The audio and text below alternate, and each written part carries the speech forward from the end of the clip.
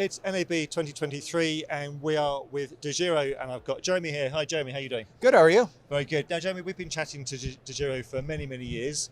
Give us a quick recap of the evolution of Engo, which you see here.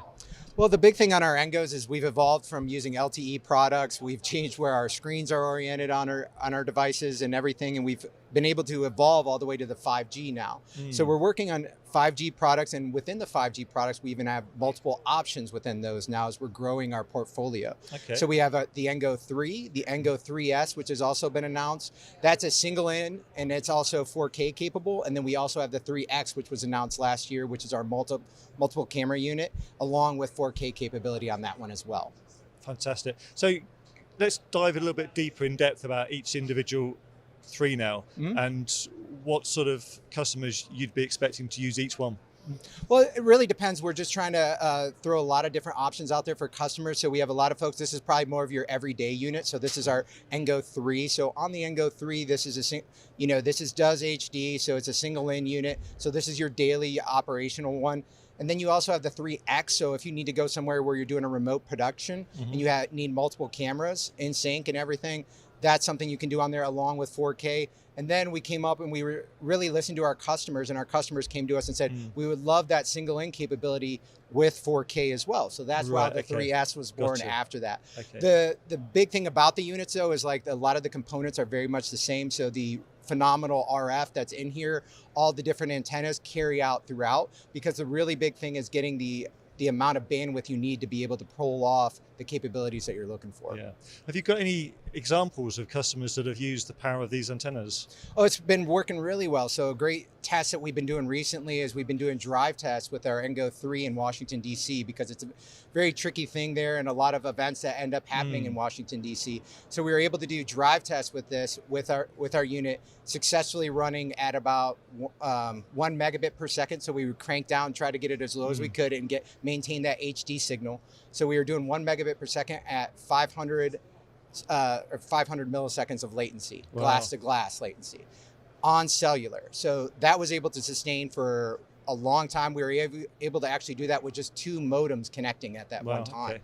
So we were able to hold that stream for over 30 minutes while we were doing the test. Wow. I think you mentioned before there was a guy in a basement that was using one. That's it, yeah. And then that was where we started that test, because it was very much like, he's like, all right, he was skeptical. He wanted to see how it worked, because it's a new technology, right? We want to push the limits of it. Yeah, of course. And that was very exciting to sit there, because I kept chopping the bandwidth down, because he's like, all right, that looks good. And then we kept trying it and getting it down further and further. And then he said, all right, what about the latency?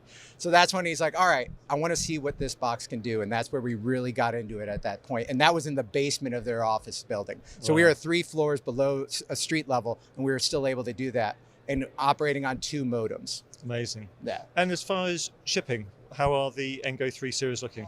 Oh, how are they shipping? I'm sorry? Yes, yeah. So they're shipping right now. The Engo 3 is widely available, and then we have the 3S that's going to be coming out later this year.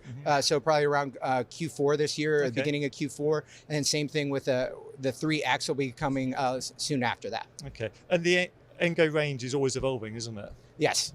What can people expect in the future? Oh, in the future, obviously. I think right now it's interesting because we're just getting these units in the field. I think a lot of feedback has been, get smaller, lighter. So I think the other thing is they're not just mobile transmitters anymore. They're able to bring bandwidth to people in the field. And that's really where it's kind of shifting to see what capability people want to do. There's a capability of people wanting to use, this as a hotspot and use their phone possibly as a camera. So we have the ability we're now looking at making these smaller and making them just gateways. So there's a lot of different options out there to be able to meet the demand of our customers. So we really do take that feedback seriously, and it does impact our roadmap. Which is an exciting part of NAB, isn't it? You get to meet the people using the product. Exactly, and that's really the most important part, is getting that feedback and really working with our customers, because we look at them more as partners more than customers, because we want to be able to have those good relationships with them to help design solutions that help them. We want to be able to help them in what they're looking to do in the future too. So with that in mind, those customers at NAB, where can they find you?